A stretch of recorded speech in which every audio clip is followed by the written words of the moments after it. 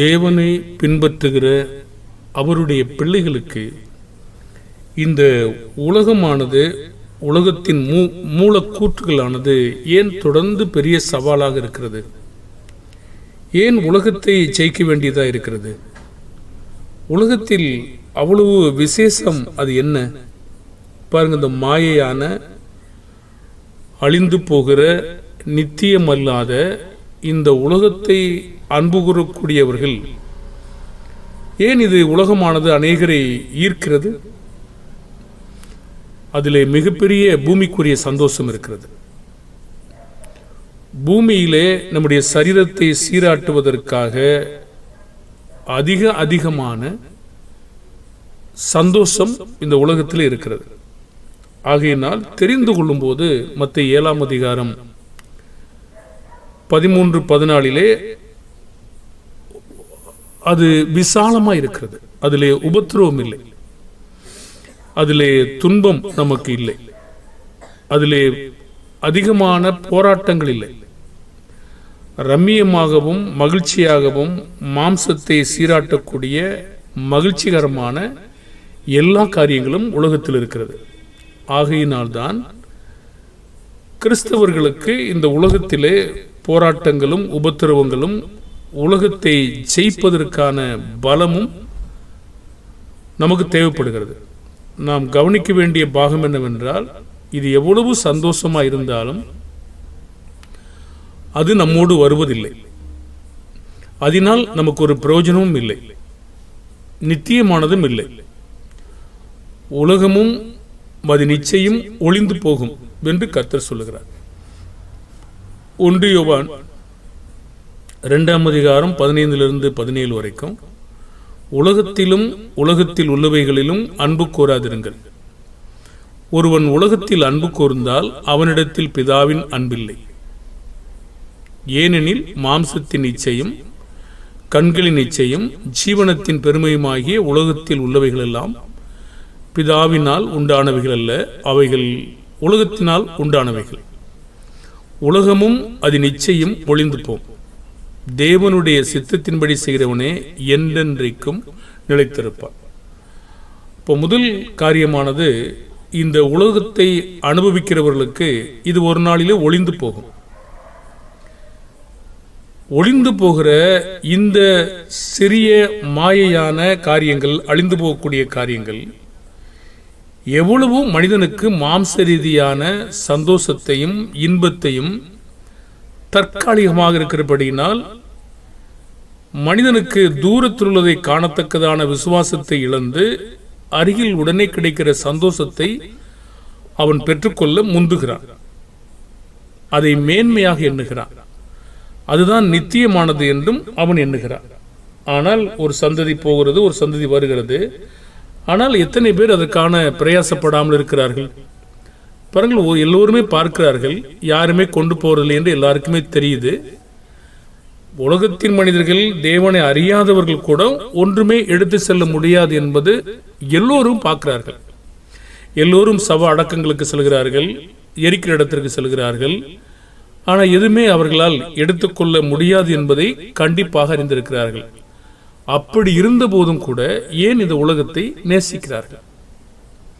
பாருங்கள், அங்கேதான் போராட அவர்கள் விரும்பவில்லை, இடுக்கத்தை அவர்கள் விரும்பவில்லை, உபத்திரவங்களை விரும்பவில்லை. நம்முடைய இயேசு கிறிஸ்துவனுடைய வழியே உபத்திரவமான வழிதான். அதை விரும்பாதபடினால இந்த காரியங்கள் என்ன, மல்கியா 3 அதிகாரம் 1-2 சொல்றாரு, நம்முடைய பிரதான மேய்ப்பர் எவ்வாறு நடந்து கொண்டார் என்றால், தம்முடைய மந்தையை எப்படி நடத்துவார் என்றால், புடம்பிடுகிற அக்னி போலவும் வண்ணாருடைய சவுக்காரத்தை போலவும் இருப்பார். அவர் உட்கார்ந்து வெள்ளியை புடமிட்டு சுத்திகரிப்பார், லேவியின் புத்திரரை சுத்திகரிப்பார், பொன்னை போலவும் வெள்ளியை போலவும் புடமிடுவார். சுத்திகரித்த பிற்பாடுதான் கர்த்தருடையவர்களாய் இருக்க முடியும். நம்மை சுத்திகரிப்பதற்கு முன்பு அவர் சோதிக்கப்பட்டாரா என்றால், மத்தேயு 4:1-2 எபிரேயர்ல அவர் சோதிக்கப்பட்டார். பாருங்கள், இந்த வழிகள் உலகத்திற்கு பிடிப்பதில்லை. அநேக தேவனுடைய ஜனங்களுக்கும் இதிலே பிடிக்கிறதில்லை. ஏனென்றால் உலகத்தின் மிகப்பெரிய பிரகாசமான சந்தோஷம் மாயையான நிலைத்தில்லாத சந்தோஷத்திற்கு முதலாவது முக்கியத்துவம் கொடுக்கிறார்கள். உலகமானது தேவனை அறிந்து கொள்ள விரும்பவில்லை. அதாவது உலகம் என்று சொல்கிற பொழுது யூதர்களும் தான் சேர்ந்திருக்கிறார்கள். தேவனை அறிந்து கொள்ள விருப்பமில்லாத, பாடுபட விருப்பமில்லாத, இந்த மாயையான காரியங்கள் சிக்கியிருக்கிற இந்த மக்கள் தான் உலகத்தின் பிடியில் இருக்கிறார்கள். யோவான் 1:10 அறியும்படியான வாய்ப்பை உலகத்திற்கு தேவன் தந்தார். ஆனால் உலகம் அதை அறியவில்லை. ரோமர் 1:17-20 வரைக்கும் நாம் படிப்போம் என்றால், அன்பு கூற மறுக்கிறதற்கு காரணம் என்ன? தேவனுடைய சத்தியத்தை அவர்கள் பொய்யாக மாற்றினார்கள். சிருஷ்டிகரை தொழுது சேவிப்பதற்கு பதிலாக சிருஷ்டியை தொழுது சேவிக்க அவர்கள் விரும்பினார்கள். அதனாலே 2 தெசலோனிக்கேயர் 2:10 சத்தியத்தின் மேல் உள்ள அன்பை அங்கீகரியாமல் அன்பு கூறாமல் போனார்கள். உலகமானது உலகத்தை தான் அதிகமாய் அன்பு கூறுகிறது. அப்போ நம்ம காணும் போதே தெரியும், இவர்கள் காணாத ஒன்றின் மேலே விருப்பம் இல்லாத மக்கள், காணாத ஒன்றை விசுவாசிக்க கூடாத மக்களாயிருக்கிறார்கள். எது பூமியிலே கண்ணினால் காணக்கூடியதோ அதற்கு சீக்கிரமாக வசப்படுகிற பிள்ளைகளாக இருக்கிறார்கள். 1 யோவான் 2:15 தேவன் சொல்லுகிறார், உலகத்திலே அன்பு கூறாதிருங்கள் என்று சொல்கிறார். யாக்கோபு 4:4 சொல்றார் இல்லையா, உலக சிநேகம் தேவனுக்கு விரோதமான பகை. மத்தேயு 6:24 சொல்றாரு, 2 எஜமான்களுக்கு ஊழியம் செய்ய ஒருவனாலும் கூடாது. தேவனுக்கும் உலக பொருளுக்கும் நாம் எஜமானாக சேவிக்க முடியாது. அப்படியானால் அநேக காரியங்களை இயேசு செய்த பொழுதும் உலகமானது ஏன் அவருக்கு செவி கொடுக்க மறுக்கிறது? உலகம் சிநேகம்தான். உலகத்தை அன்பு கூறுகிற அந்த ஒரே செயல்தான் அது தேவனை நேசிக்க மறுக்கிறது. பாருங்க, பலத்த செய்கைகளை அங்கே செய்தார், ஆனாலும் அது மனம் திரும்ப மறுத்தது.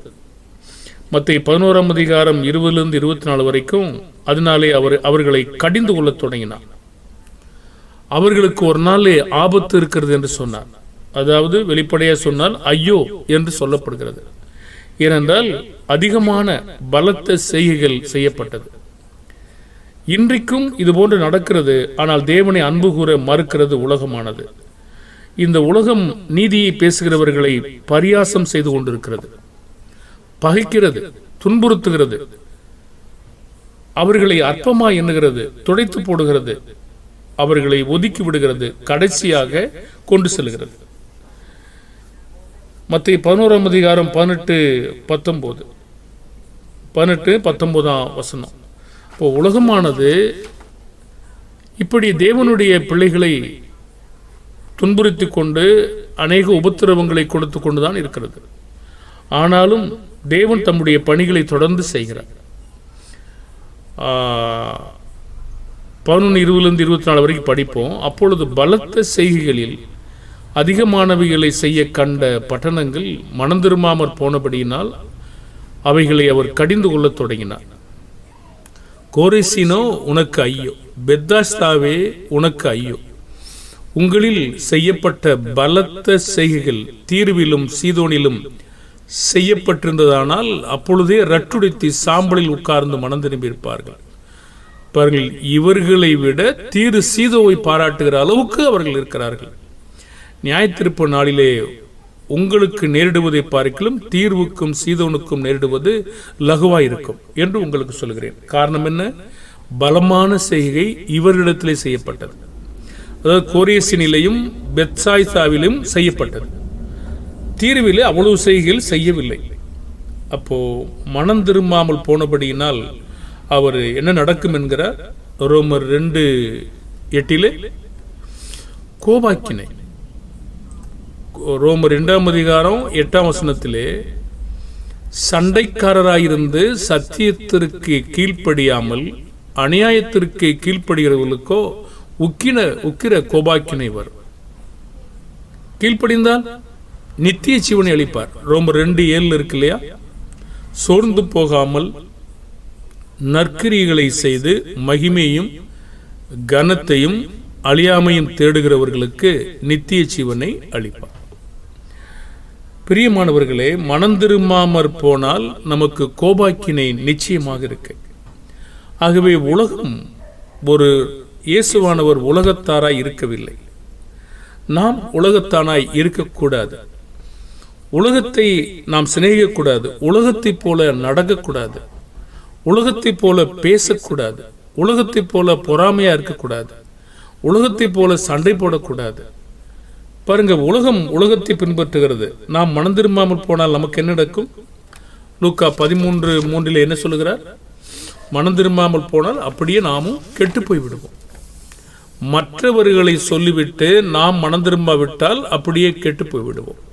உலகமானது பெரும்பாலான நேரங்களை எப்படி செலவிடுகிறது? மனிதர்கள் மரணத்திற்கு பிற்பாடு என்ன நடக்கும் என்பதை பற்றி உலகம் கவலைப்படுகிறதா? அப்படியானால் நம்முடைய பிள்ளைகளுக்கு நாம் கற்றுக் கொடுக்க வேண்டுமா? அதை பற்றி அதற்கு அறிவு இருக்கிறதா? அது உணர்ந்து கொள்கிறதா? தெய்வ பயம் இருக்கிறதா? உலகமானது நம்முடைய பிள்ளைகளையும் கெடுக்கிறது. மனிதர்கள் மரணத்திற்கு பின்பு நடப்பதை பற்றி பொருட்படுத்துவதே கிடையாது.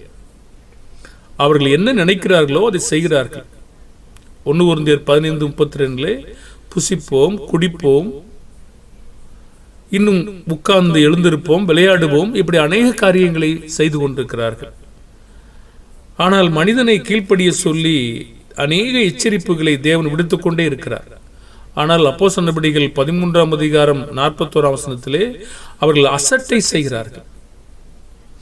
ரட்சிக்கப்படத்தக்கதான வசனங்கள் சொல்லப்பட்டாலும் அவர்கள் அப்போஸ்தலர் நடபடிகள் 13:26-41 அவர்கள் அசட்டை செய்து விடுகிறார்கள். சரி, அப்போ இவ்வளவு வெளிப்படுத்தி தேவனை பற்றி அறிய சொல்லி பலத்த செய்கைகளை சொல்லி அவர் இவ்வளவு செய்து கொண்டும் ஏற்றுக்கொள்ளாத மக்களுக்கு கடைசியிலே என்ன நடக்கும்? சொல்லி சொல்லி பார்க்கிறாரு, ஏற்றுக்கொள்ள மறுக்கிறாங்க. அடுத்த கட்டத்தில் அவர் என்ன செய்யறாருங்க? 2 தெசலோனிக்கேயர் 1:7-10 அவர்கள் பொய்யை விசுவாசிப்பார்கள். பிறகு என்ன நடக்கும்? கொடிய வஞ்சகத்தை தேவன் அவர்களுக்கு அனுப்புவார். பிறகு ஒரு நாளில் இயேசு வருவார். இப்போ வரும்பொழுது வெளிப்படுத்தல் 22:11-12 அவனவனுக்கு நான் அளிக்கும் பலன் என்னோட கூட வருகிறது. அப்போ நியாயத்தீர்ப்பு நாளிலே நாம் தைரியமானவர்களாக, பயமில்லாதவர்களாக, கர்த்தருக்கு முன்பாக பலமுள்ளவர்களாக நிற்க வேண்டுமானால் நாம் என்ன செய்யணும்? 1 யோவான் 4:17 பூரண அன்பிற்கு நாம் வளர்ந்திருக்க வேண்டும். அவர் இருக்கிற பிரகாரமாக நாம் இருந்து பூரண அன்புள்ளவர்களாக இருந்தால் நாம் பயப்பட வேண்டியதில்லை, தைரியம் நமக்கு இருக்கும். இல்லையென்றால் நியாயத்தீர்ப்பானது நமக்கு வேதனை நிறைந்த நாளாக இருக்கும், பட்சிக்கிற நாளாக இருக்கும். எபிரேயர் 10 வருது இல்லையா? 26-27 அந்த வசனங்கள் வருது இல்லையா? கோபாக்கினை விரோதிகளை பட்சிக்கக்கூடிய நாளாக இருக்கும். பாருங்க, 2 கொரிந்தியர் 5:10 சொல்றாரு, நம்ம எல்லாரும் கிறிஸ்துவின் நியாயாசனத்திற்கு முன்பாக என்ன செய்யணும்? நாமோ நிற்க வேண்டியிருக்கிறது. அவனவனுடைய கிரியைக்கு தக்கதாக அவர் பலனளிக்கக்கூடியவராக இருக்காரு. ஆகவே அந்த பயம் நமக்கு இருக்கணும். இந்த உலகத்திலே நாம நம்முடைய இஷ்டம் போல வாழ நம்ம விடப்பட்டிருக்கிறோம். ஆனால் ஒரு நாளே நாம் நியாயத்தீர்ப்பிலே பிடிக்கப்படுவோம். பாருங்கள், இப்பொழுது உங்களை தடுப்பதற்கு யாரும் இல்லை, உங்களை கட்டாயப்படுத்துவதற்கு யாரும் இல்லை, உங்களை கண்டித்து சொல்வதற்கும் இருந்த போதிலும் நீங்கள் கேட்காத பொழுது நீங்கள் தன்னிச்சையாக காட்டு கழுதைகளைப் போல விடப்படுகிறீர்கள். ஆனால் அதோடு நின்று விடுகிறதா? ஒரு நாளிலே தேவன் என்ன சொல்லுகிறார்? பிரசங்கி 11:9 நெஞ்சின் வழிகளிலும் கண்ணின் காட்சிகளிலும் நட தேவன் ஒரு நாளிலே நியாயத்திலே கொண்டு வந்து நிறுத்துவார் என்பதை அறின்னு சொல்றார். அதுல இருந்து எப்படி தப்பிக்க முடியும்? பாருங்க, அப்படியானால் நாம நடந்துகிட்டு இருக்கலாம், ஆனால் ஒரு நாளிலே நாம் நிறுத்தப்படுவோம். அந்த பயம் நமக்கு வேணும் இல்லையா? அந்த பயமில்லாத ஒரு செயலானது பயமில்லாத செயலின் ஓட்டம் ஒரு நாளிலே நம்மை வெட்கப்படுத்தும்படியாக தடுத்து நிறுத்தப்படுகிறது. அதை தாண்டி ஒருவர் செல்லவே முடியாது.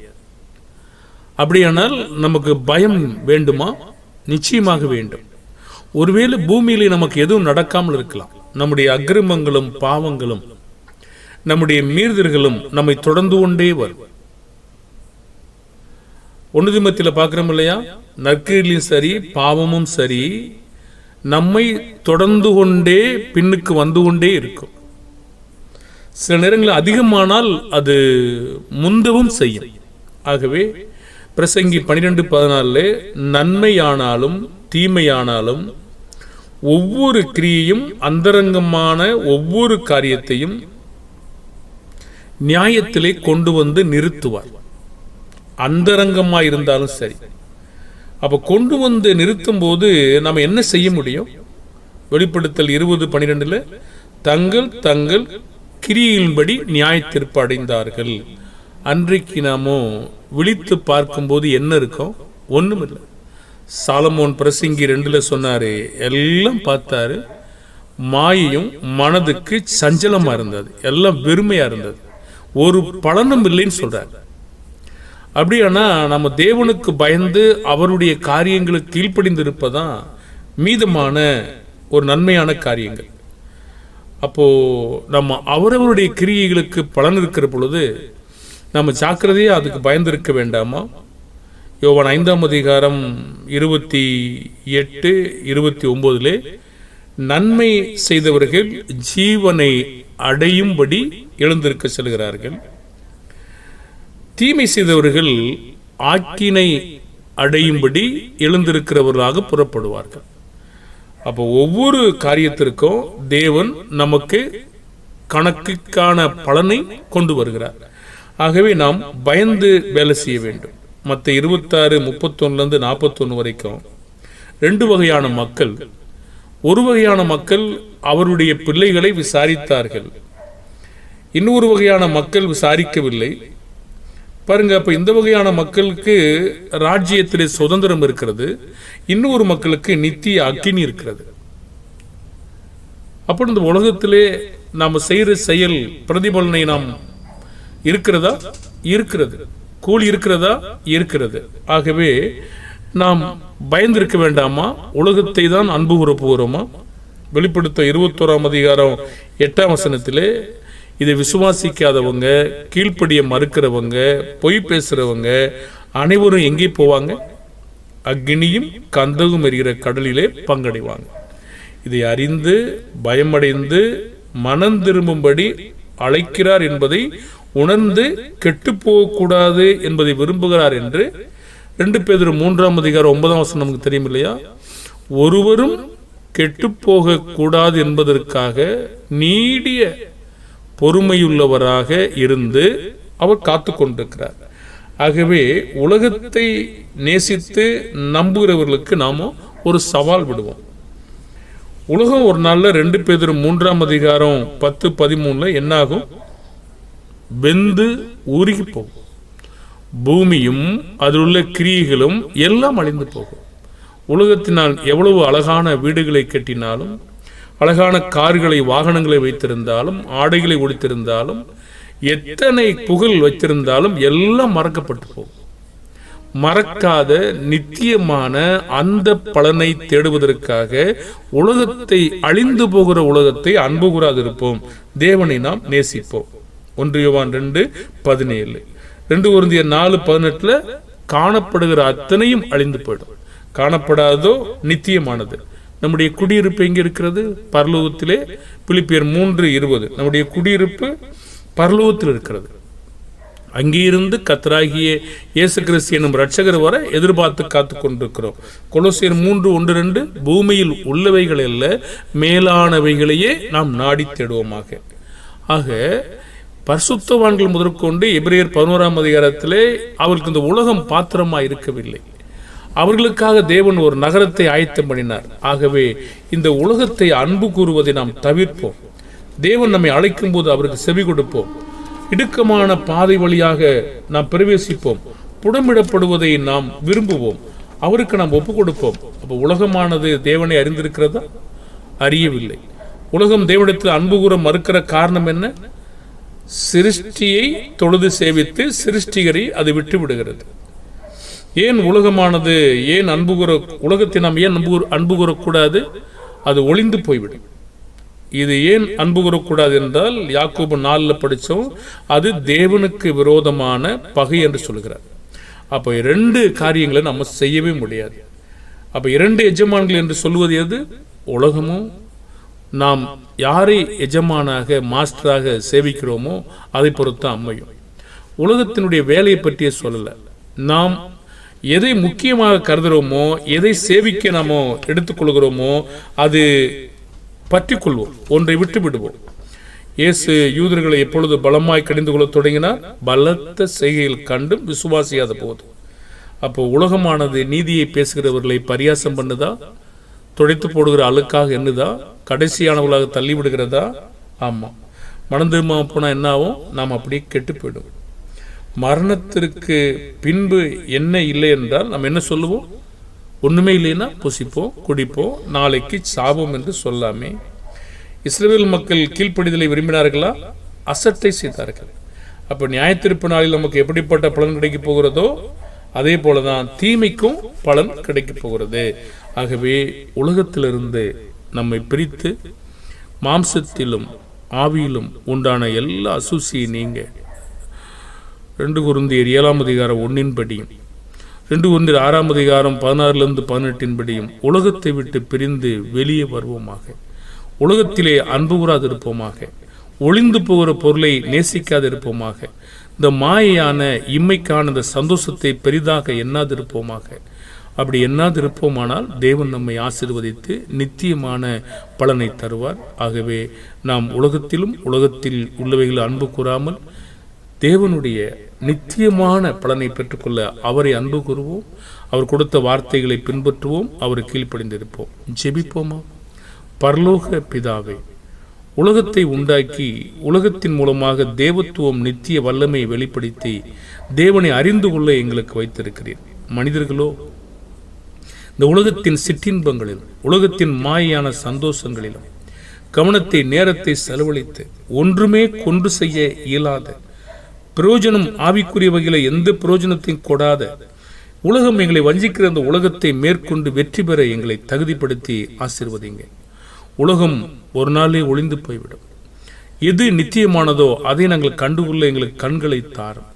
பிதாவே, நீர் இந்த உலகத்தை இயேசு கிறிஸ்து மூலமாய் சிருஷ்டித்து இயேசு கிறிஸ்து இந்த உலகத்தில் அன்பு கூறாமல் இருந்து உலகத்தை ஜெயித்தார். எங்களுக்கும் உலகத்தை ஜெயிக்கக்கூடிய பலன் உம்மாலே கிடைப்பதாக. பிதாவே, நாங்கள் தெரிந்தெடுத்துக் கொள்ளும் வாய்ப்பை பெற்றுக்கொள்ள எங்களுக்கு உதவி செய்யுங்க. தொடர்ந்து நாங்கள் உமக்கே பிரியமான பிள்ளைகளாய் நடந்து அதை வெற்றி பெற்று அதனுடைய மோசமான பழக்க பாவத்தை மேற்கொண்டு வெற்றி பெற எங்களுக்கு உதவி செய்யும்படியாய் பரிசுத்தவான்கள் இதெல்லாம் மேற்கொண்டு அவர்கள் வெற்றி பெற்று அவர்கள் வெற்றியாளராக எங்களுக்கு மாதிரியாக இருக்கிறபடியினால் நன்றி செலுத்துகிறோம். நாங்களும் அம்பாரை வெற்றி பெற எங்களுக்கு உதவி செய்யுங்க. இயேசுவின் நாமத்தில் செபிக்கிறோம் நல்ல பிதாவே, ஆமீன். வாழ்த்துக்கள் அன்பான தேவனுடைய பிள்ளைகளே. இதை கவனிக்கிற அன்பு பார்வையாளர்களுக்கும் நன்றி செலுத்துகிறோம். கர்த்தர்தாமே உங்களை காத்து வழி நடத்துவாராக. மீண்டும் ஒரு பிரசங்கத்திலே நாம் சந்திப்போமாக. கர்த்தர் உங்களோடு கூட இருந்து உங்களை காத்து கொள்ளட்டும்.